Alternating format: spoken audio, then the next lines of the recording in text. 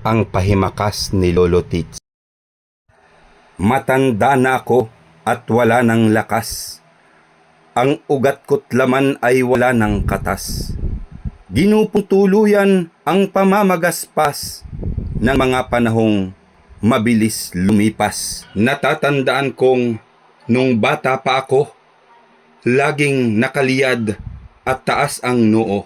Kahit anong butas ay pinapasok ko, wala akong takot sa kahit kanino.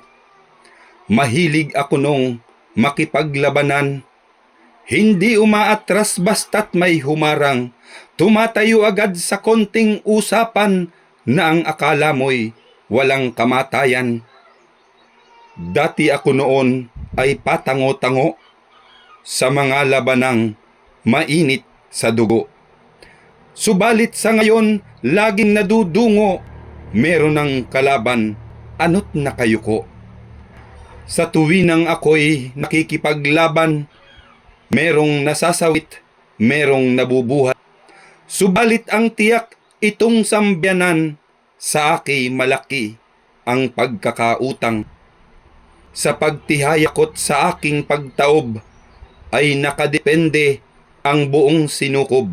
Ang mga babae ay nagsisiluhod sa taglay kong lakas at tibay ng loob.